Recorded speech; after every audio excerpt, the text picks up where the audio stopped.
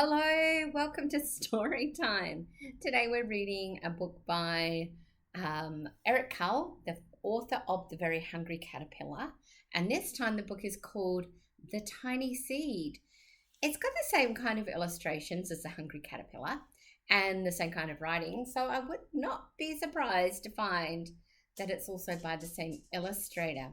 So let's find out a little bit more by diving deep, digging in some dirt to find out how this tiny seed grows, because that seems to be the theme that Carle talks about. It's autumn. A strong wind is blowing. A flower seed high in the air is blown in the wind and carried far across the land. One of the seeds is tiny, smaller than any of the others. Will it be able to keep up with the others? And where are they all going? It starts off with inquiry questions. One of the seeds flies higher than the others. Up, up it goes. It flies too high and the sun's rays burn it up. But the tiny seed sails on with the others. Have a look. There are all the seeds flying. The ones too high up, and the tiny seeds.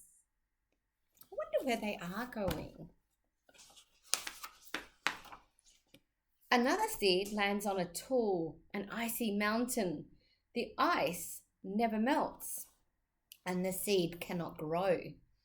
The rest of the seeds fly on by, but the tiny seed does not go as fast as the others.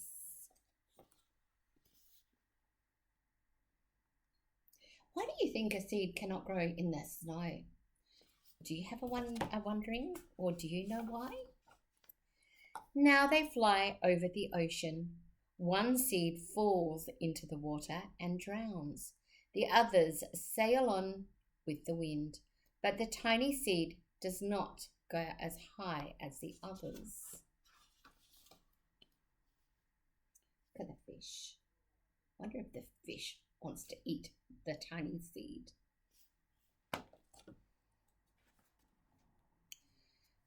One seed drifts down onto the desert.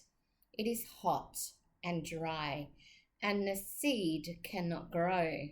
Now the tiny seed is flying very low, but the wind pushes it on with the others. I can see something that does grow in the desert because it has gone through adaptation to be able to do so. It's a cactus and it's full of water so that it can give itself a drink when there's no rain. Nature is amazing. Finally, the wind stops and the seeds fall gently down on the ground. A bird comes by and eats one. Uh-oh. But the tiny seed is not eaten. It is so small that the bird does not see it.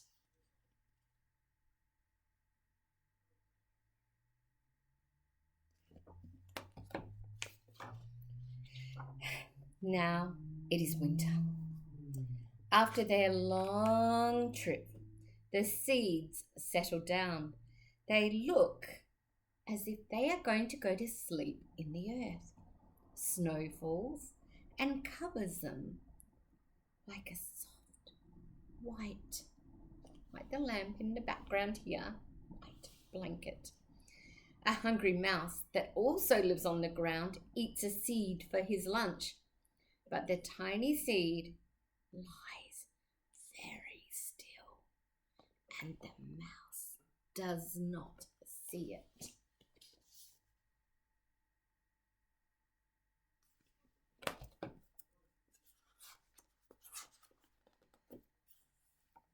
Now it is spring. After a few months, the snow has melted. Is it really spring? Birds fly past. The sun shines. Rain falls. The seeds grow so round and full that they burst open a little bit. Now they are not seeds anymore, they are plants. First they send roots down into the earth. Then their little stems and leaves begin to grow towards the sun and air. There is another plant that grows much faster than the new little plants.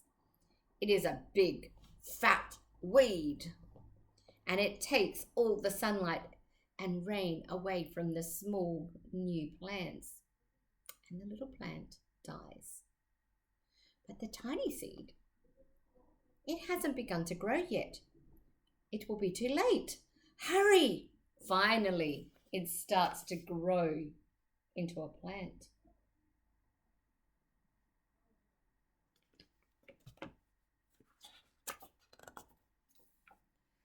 The warm weather also brings children out to play.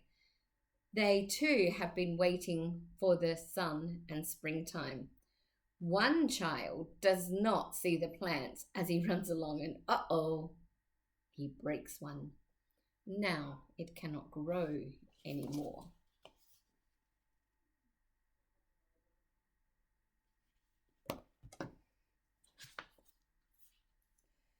The tiny plant grows from the tiny seed, and it is growing fast. But its neighbour grows even faster. Before the tiny plant has 3 leaves, the other plant has 7. And look, a bud and then a flower. But what is happening? First there are footsteps, and then a shadow looms over them, and a hand reaches down and breaks off the flower.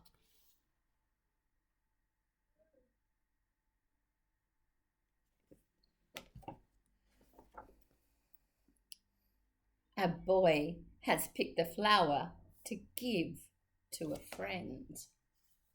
Do you ever pick flowers? Who do you give flowers to?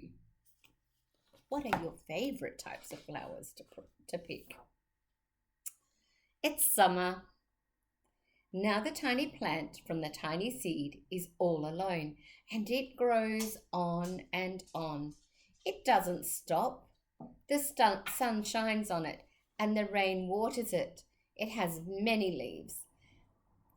It grows taller and taller. It is taller than the people. It is taller than the trees. It is taller than the houses. And now a flower is growing on it. It is the tallest flower they have ever seen. It is a giant flower. My goodness, none of my flowers are that big. Do you have a flower that big? Have you ever seen a giant flower? All summer long, the birds and the bees and the butterflies come visiting. They have never seen such a big and beautiful flower.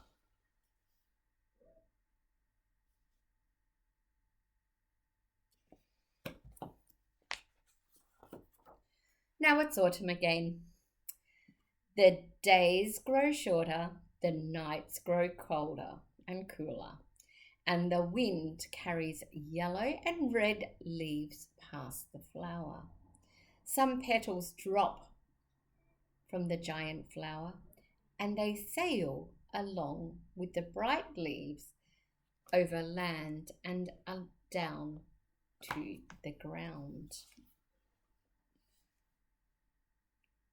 Autumn is a time where deciduous trees and flowers drop their leaves so that they can get ready to grow again in the warmer months.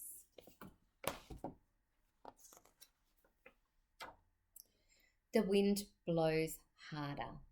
The flower has lost almost all of its petals, and it sways and it bends away from the wind.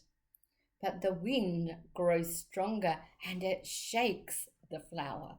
Once more, the seed pods open Out come many tiny seeds that quickly sail far away from the wind.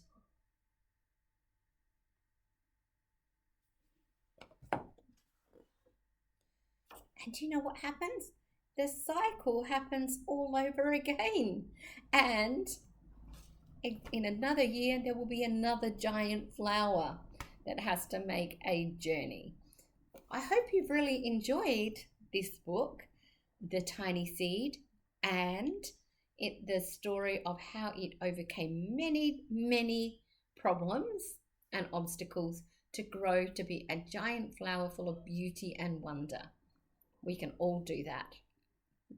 See you next time.